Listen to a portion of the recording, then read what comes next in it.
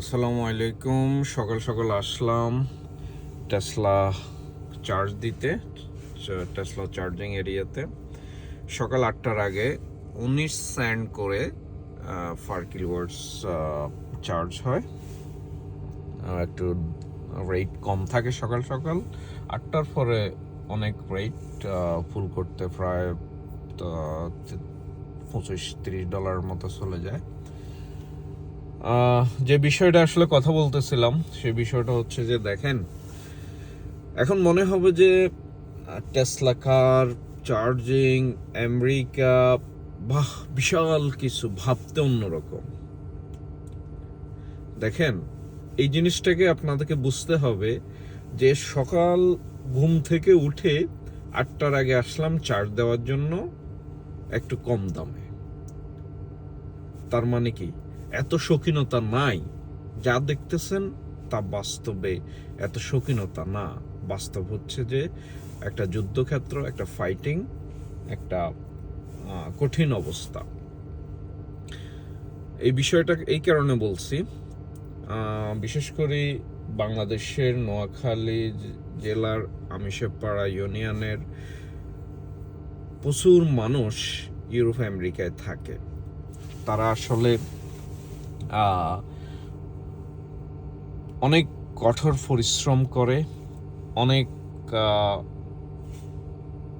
কিছু করে যেটা বাংলাদেশে করে আসে না, অনেক কষ্ট করে এক কথায় বলতে গেলে।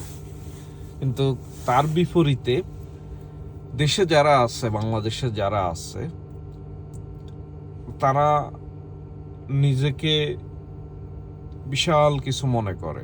তার ভাই আছে আমেরিকায়, তার বোন আছে, তার বাপ আছে, না হলে তার ছেলে আছে, তার মেয়ে আছে, না হলে তার মামা আছে, খালু আছে। এই বিষয়টাকে তারা দেশের মধ্যে অন্যভাবে নিজেকে উপস্থাপন করে। তাদের পায়ে মাটি লাগতে পারবে না, গায়ে ধুলাবালি লাগতে পারবে না, তাদের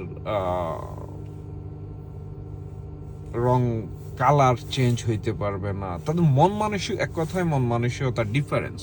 তারা ডিফারেন্স ভাবে চিন্তা ভাবনা করে। আসলে এই বিষয়গুলা খুবই দুঃখজনক। যেভাবে চলতেছে আমিষপাড়ার মানুষের মন মানসিকতায় দেশের মধ্যে, তারা ধীরে ধীরে মানুষত্ববোধ হারাই ফেলতেছে। তাদের মন মানসিকতা এমন পর্যায়ে চলে যাচ্ছে যেটা আসলে খুব দুঃখজনক। এই বিষয়টা এই কারণে শেয়ার করলাম আপনাদের সাথে। এখনো সময় আছে, নিজের মন মানসিকতা চেঞ্জ করেন, দেশে কিছু করার চেষ্টা করেন। যে যেখানে আছেন, আপনি আসতে পারলে আসেন, ওয়েলকাম। কিন্তু বর্তমান আমেরিকার যেই পরিস্থিতি, খুবই খারাপ অবস্থা, খুবই খারাপ অবস্থা। এইখানে আপনার পাসপোর্টের কোনো ভ্যালু নাই। তার মধ্যে গ্রিন কার্ড বলেন, পলিটিক্যাল অ্যাসাইলাম বলেন, এই বলেন সে বলেন, এগুলোর কোনো ভ্যালু নাই।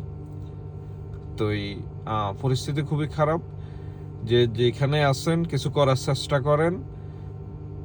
আমেরিকা, ইউরোপ, ডলার, এগুলা পাউন্ড, রিয়াল, এগুলার পিছনে পড়ে থাকিয়েন না। নিজের যেখানে আছেন, যে পর্যায়ে আছেন, কিছু করার চেষ্টা করেন। খুবই খারাপ পরিস্থিতি, স্পেশালি আমিষাপাড়াবাসীর জন্য আসতেছে। খুবই খারাপ পরিস্থিতি। একবার মনে আছে লিবিয়ার কথা, যেভাবে বাংলাদেশের লোকজন গিয়ে বলো, এই পরিস্থিতি আসতেছে।